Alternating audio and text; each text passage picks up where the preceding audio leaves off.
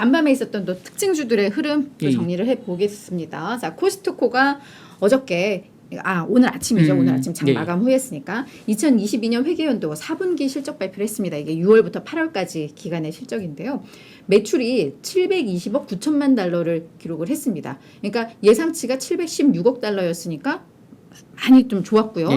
EPS 주당 순이익도 예상 4.15달러였는데 4.2달러로 예상치를 상회했습니다. 그러니까 되게 양호한 수치의 실적이 나온 겁니다. 그 이유는 어떤 신선식품이라던가 에너지 등에 대한 수요가 증가를 했고 코스트코의 고객들, 특히 이 멤버십 고객들로 이루어지다 보니까 고소득자 비중이 좀 많은 편이라고 합니다. 그러니까 이들은 여전히 강력한 소비를 하면서 이런 호실적을 이끌었다라고 발표를 했어요. 근데 주가는 장중에 1.2% 하락을 했고 시간 외에서도 2.7이 빠졌거든요. 그러니까 사실 시장 거래 중에 빠진 거는 시장의 분위기 때문일 수도 있는데 시간 외에서 더 빠졌다는 건 뭔가 또 우려되는 요인이 있었다라는 건데 그 부분은 이 코스트코에서 또 얘기를 했나 봐요. 지금 인건비와 운임비가 상승하면서 영업비용이 좀 증가하는 상황이야라는 요 멘트가 있었는데 시장에서 약간 거슬려 있던 부분이 그 대목이라고 합니다. 그래서 영업비용이 증가하면 앞으로 수익성에 영향을 미칠 수 있다라는 점에서 뭐 이런 주가 흐름이 나왔다. 특징적으로 이렇게 정리를 해드릴 수 있을 것 같고요. 그리고 또 하나는 레반스 테라퓨틱스라는 기업인데요.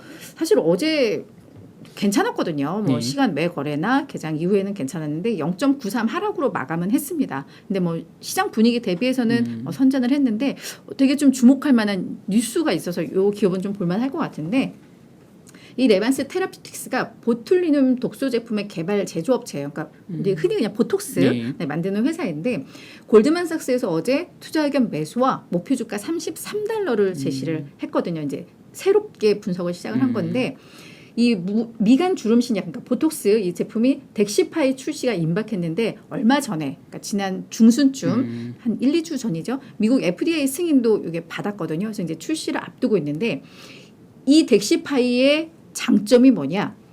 장기 지속형이에요. 왜냐하면 이 보톡스를 맞아보신 분들은 알겠지만 이게 지속 가는 기간이 한 3, 4개월쯤 돼서 주기적으로 사실 맞거든요. 맞는 분들은.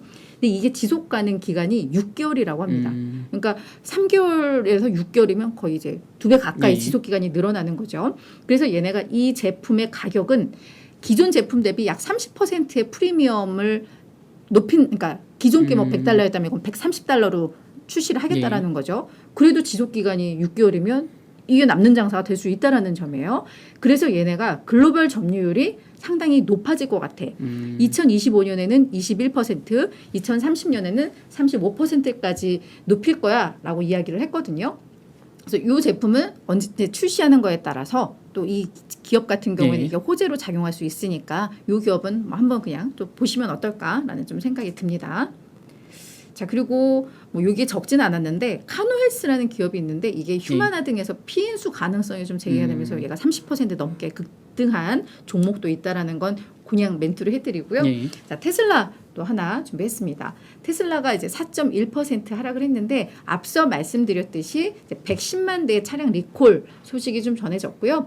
이게 뭐 2017년에서 2022년까지 만들었던 모델 3 그리고 2020년에서 2021년까지 만들었던 모델 Y 거기다 또 뭐 2021년, 2022년까지 만들었던 모델 3, 모델 Y의 일부 제품이라고 하는데 뭐 때문에 얘네가 리콜이 됐냐면 세이프티 파워 윈도우의 문제였다고 해요. 이게 자동으로 창문을 올릴 때 뭔가 이물질이 감지가 되면 다시 내려와야 되는데 거기에서 약간 소프트웨어가 제대로 작동을 하지 않았나 봐요. 그러니까 어린이들이 팔이나 이런 끼임 사고를 방지해줘야 되는데 요 오류가 있는데 테슬라 측에서도 이거를 발견을 했대요. 그래서 이미 소프트웨어를 개선해서 최근에 나오는 건 다 정상적으로 나오니까 리콜해서 이 소프트웨어만 개선을 해주면 되는. 그러니까 사실 말씀하셨듯이 아주 본질적인 게 아니잖아요. 큰 이슈는 아닌데 아닌데 요 소식이 전해지면서 뭐 루시드, 니콜라, 카누, 리비안 얘네가 지금 5에서 8%까지 동반 급락을 했거든요. 그래서 그냥 금리도 오르니까 이런 성장주에 대한